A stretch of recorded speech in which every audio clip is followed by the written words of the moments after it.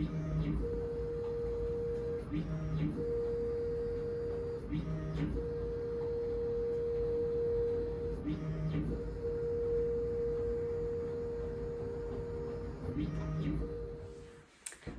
is good, Fit Family? It's your girl Natalie, the Keto Bikini Pro, back with another episode of Keto Bikini Secrets. And today I am talking about so many women's favorite topic, body fat percentage. But before I dive in, if you haven't yet subscribed, please hit the subscribe button and the notification bell so you will always be notified when I drop a new video. Without further ado, let's get into it.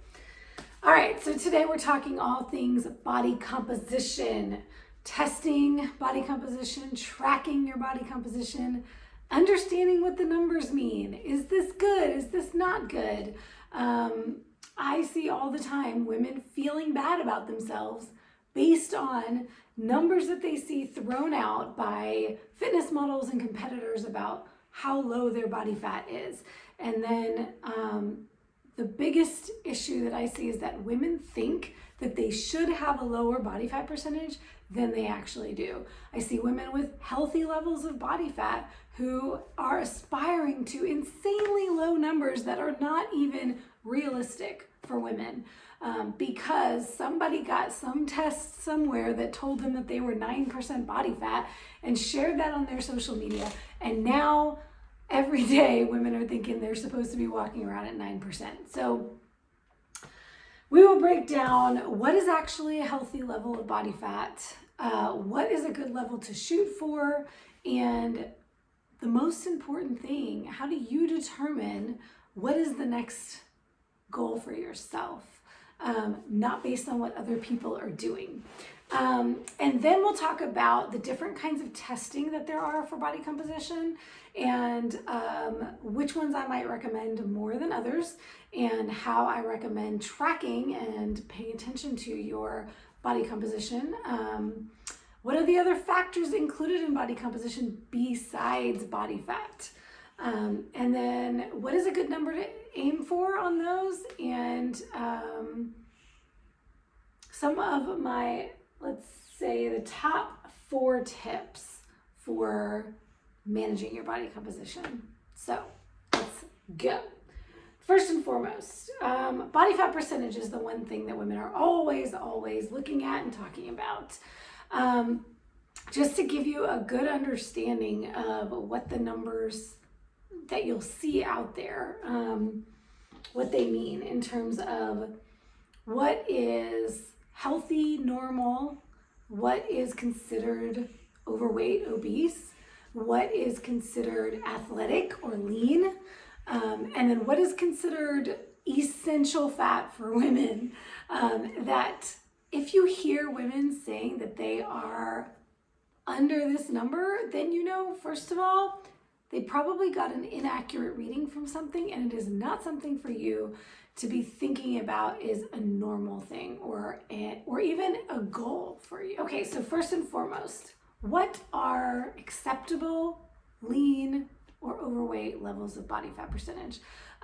Typically anything in the teens, in the low teens, we're talking 13% and lower, is essential fat for women. So it is not likely that even your competitors are going to be walking around under 13% body fat. So if a woman is saying she's 12%, 10%, 9%, that's unlikely to be realistic.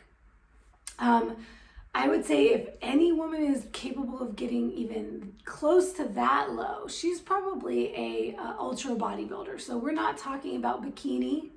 We're not talking about even figure, maybe physique, but probably bodybuilding, like the largest bodybuilding females out there that have the lowest level of body fat, and that is maybe for one day.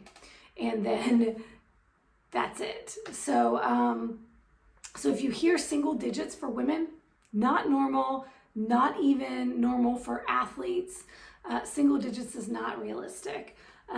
One of the reasons why you hear numbers like that is because there are multiple different ways of testing body fat. So you may have heard these things before: DEXA body scan, bod pod, which is an air displacement method, hydrostatic weighing, that's where they do the dunk tank with the water. Calipers, those little calipers that like pinch the fat in the gyms. Usually you'll see those. You can get them yourself.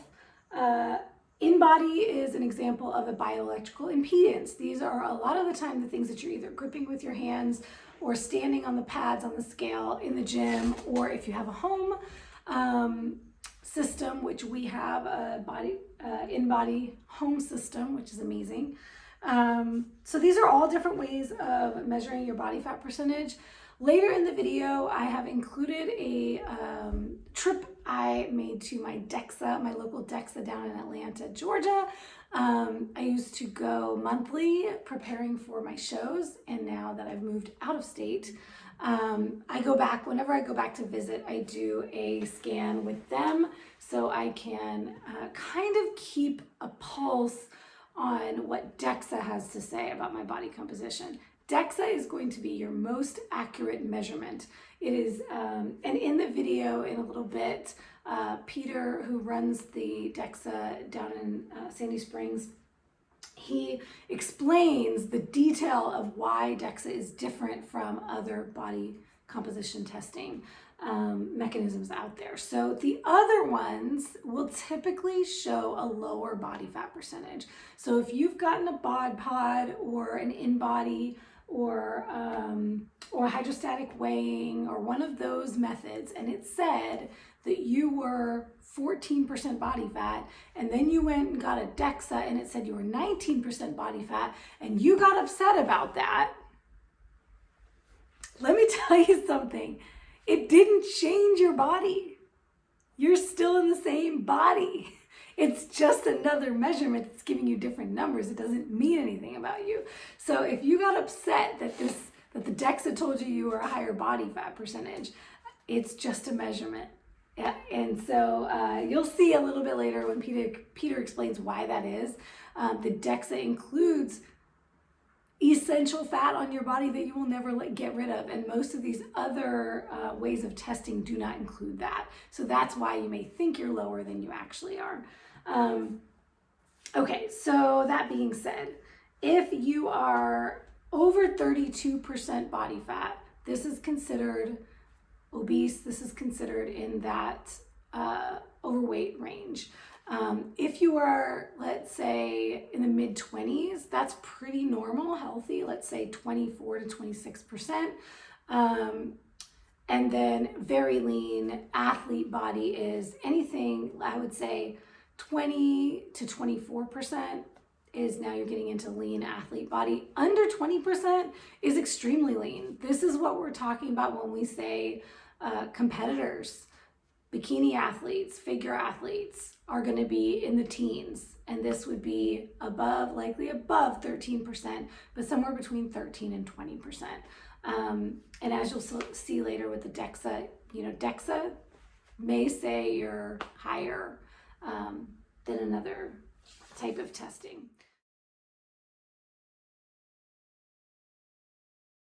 So this is Peter. Hey everybody. With Live Lean RX in Sandy Springs, Georgia. And this is where I've been going for my DEXAs for a couple of years now.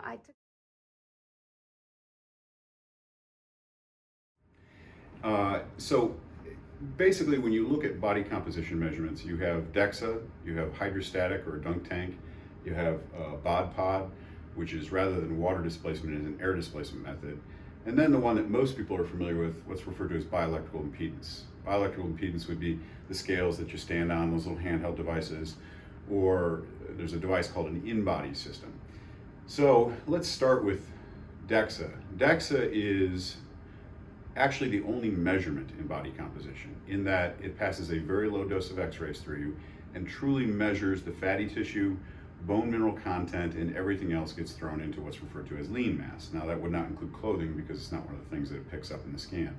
So DEXA actually measures those things. When you look at something like hydrostatic, which is considered the second place to a DEXA, hydrostatic is a water displacement method. The challenge with water displacement methods is essentially three things. First of all, most water displacement methods don't count all the body fat, meaning that there's approximately 6 pounds of fatty tissue that we all have in us that's never going to go anywhere. It's brain, it's bone marrow, it's stuff like that. Most hydrostatic methods won't count that. So if I didn't count that 6 pounds on you, I would have made you 5% lower than you actually are in true fatty tissue. DEXA couldn't care less whether it's losable or not.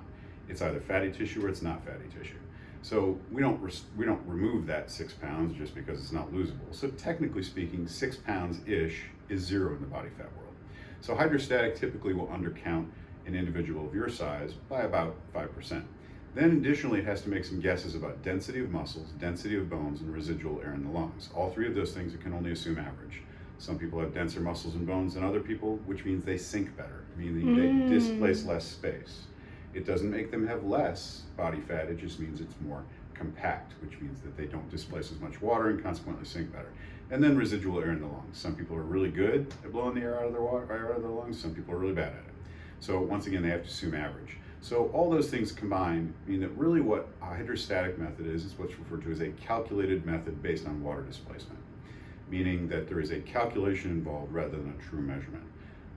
Bod pod is an air displacement, and it suffers many of the same faults that hydrostatic does, in that it's once again a calculated method based on air displacement. You look at something like a bioelectrical impedance device. Bioelectrical impedance, whether you have a $200 scale or a $9,000 InBody system, is really only accurate about 15% of the time, in that it is a calculated method based on actual water measurement.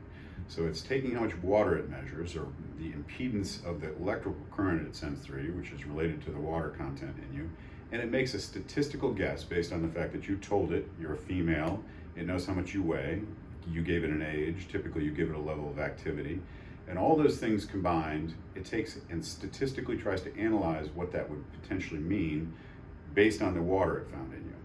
The way that you can tell whether or not bioelectrical impedance is actually measuring you is, next time you get an opportunity to do one, make yourself a female in your case, get on it, measure yourself, get off of it, change it to a male, get back on it, it'll give you an entirely different number. I have done that by mistake because Bronson and I share the same scale, and sometimes I forget to turn it back to female. It gives you an entirely different number. Wow. Because it's not really measuring fat, it's measuring water and making a statistical guess. I could make you a 6 foot tall, 200 pound man on this machine, and while it's going to ask me if I have the right person on the table, because it's going to know you're not 6 feet tall nor 200 pounds, it's going to give me the same numbers. Because it's not statistical. It's not based on anything other than the actual measurement. So unfortunately, all of the methods, while they have the potential to be accurate, also have a much bigger potential to not be accurate because of the statistical nature of them. So it's not as though every other method is worthless and pointless, but unfortunately, due to statistics, they're frequently wrong. But really the most important thing when we think about tracking composition is really whether or not you're actually tracking change. And I think we've all been on a bioelectrical impedance device and said, well, how could I go up 3% in 2 days? You can't. Right. How can I go down 3% in 2 days? You can't. DEXA not only is the most accurate method, but it's also the most precise, meaning that measurement to measurement, we know that if we see a change, particularly in body fat, it's a change in body fat. It's not because you did this, or you did that, or you're not properly hydrated today, or you were overly hydrated today, any of those things. When we think you see a change in body fat in DEXA, it's actually a change. So it's also the most precise method too. I love it. This is why it's really important for me to get DEXAs pretty regularly. Last time I was on a prep, it was every month. I would come in about every 4 weeks, and unfortunately I no longer live in Georgia, but I'll probably be planning at least one more trip before my next show, so we will come back and test the same things. And ladies, this is why I always say, do not stress about the numbers, because scales are relevant. As Peter just explained, depending on what type of test you're using, it could be different across the board based on all kinds of different things, like how much you ate, how much you're hydrated, how much you slept the night before, how much stress, all these things going on. And this is why we like using DEXA on a semi-regular basis. If you can't afford it, I say at least once a year, once every couple times a year would be a great time to do a DEXA to get some really accurate numbers, to really understand where you're at. And also, I wanted Peter to explain the difference because of that 5% difference. For me, I'm not freaking out that a DEXA is telling me I'm a higher body fat percentage than I get on my InBody machine. It doesn't mean anything has changed with my body. It's the same body as when I was at home doing the bioelectrical impedance. So the number doesn't mean anything about who I am as a person. And I'm understanding what goes behind that body fat percentage number. I know that it's counting all of that fat I will never get rid of, all the important fat that I need on my body. So I'm not stressing about the higher number. Yeah. Thanks so much, Peter. Appreciate you explaining all that. Yeah, appreciate you. See you in a couple months. Sounds great. So which testing should you do? At the end of the day, the most important thing is that you're not comparing your numbers to somebody else's numbers. You're not comparing, let's say you get a DEXA and it's not cheap to do DEXAs. So you do a DEXA every 6 months or so. Well, that's not going to tell you much. The other thing with these measurements when you're going and doing a test somewhere is that you need to control for all the variables. So if you drank more water, or you ate a meal, or you had a workout, or you got less sleep that night, or you changed something about your environment, it could read differently than it did last time. And now your numbers are not even accurate, and you're comparing something and you're getting all frustrated because you think something went in the wrong direction when maybe it didn't. Maybe it did, maybe it didn't. So the most important thing, here's my 4 tips. Number 1, track as much data as possible. Body fat percentage is only one piece of the puzzle. So body composition scales are really, really key. You don't have to go for the bells and whistles, the most expensive thing. I will drop a link below to my Amazon storefront where I have my recommendations, all my favorite products. I have some really affordable scales all the way up to the most fancy ones on there. As well as a link to InBody Home System, which Bronson and I use, and we have a discount for that. So I'll drop that below as well. And of course, I'll drop the link to Live Lean RX, which is where I get my DEXAs in Georgia. But the main thing is you can go with a nice, cheap digital scale that has, I would recommend a digital scale that will tell you something about your body composition, body fat percentage. Some of them tell water weight, some of them tell skeletal muscle mass, other ones tell lean body mass or fat-free mass. I'll explain the difference of those two in just a minute. But the most important thing is to capture as many data points as possible, not just your weight on the scale. So if you have an old school scale that only tells you your weight and doesn't tell you anything about body composition, I highly recommend getting a scale, a digital scale, preferably one that has an app, so it'll download the data into the app and it'll track it all for you there. So you're not having to, like what I used to do, take pictures of your scale and then write it down somewhere.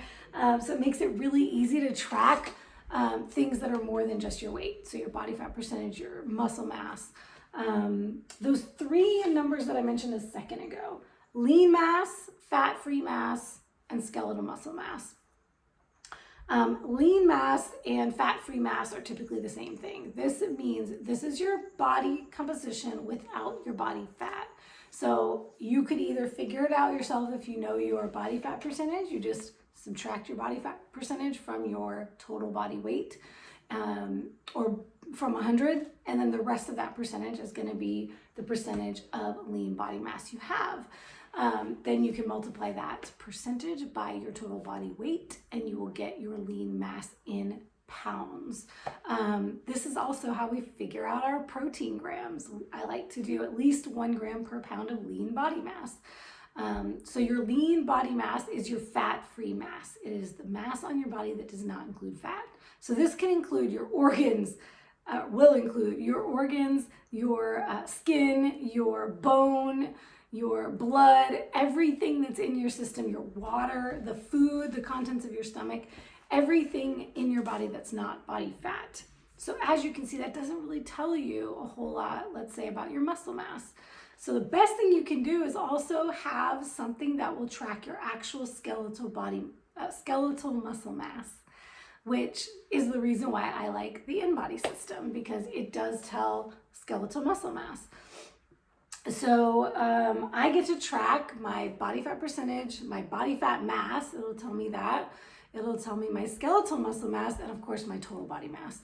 So those are all things that it's tracking for me. It gives me graphs. It's great. I don't have to write everything down in a separate place. Although as a competitor, I still do. So that's number one, track as many different things as possible. If you didn't see my measurements video, I did a video on how to take your measurements with a measuring tape. That is another metric in addition to your body composition that would be very helpful in figuring out if you're making progress toward your goals. You can also highly recommend taking pictures every week. Not waiting for monthly, but taking them every week, especially for my ladies. Things can change month to month, right, with our hormone cycle. So it's better to take all of your data as frequently as possible. I recommend, and I love the data because I think it's important to desensitize ourselves to the scale. So I take body weight and body composition daily on my InBody System. And then weekly, I take video and photo progress pictures and measurements every single week. And that's what I ask for my clients to do as well. It helps us to see the trends over time. Okay, so number 2 is control for the variables, as many variables as possible. So this means every time you do your test, whether it's at home or if you're going to a facility, and this is why I say it's more difficult when you're going to a facility, there's too many variables at play. But at home, you can take it, I always say, get on that scale, wake up in the morning, have your first pee, maybe your first bowel movement of the day, and then get on that scale before you take a sip of water, before you have your coffee, before you consume anything. And I like to do it with as little clothes on as possible. I just want all of the factors to be controlled. So same time of day, same amount of clothing, same amount of water consumption or food consumption. Try to mitigate as many factors as possible. That's how you know you're going to get the most accurate data. The data still may be different from day to day. So this is why we do it every day. I get on that thing, one day it tells me I'm 1% more body fat. The next day it's 1% lower body fat.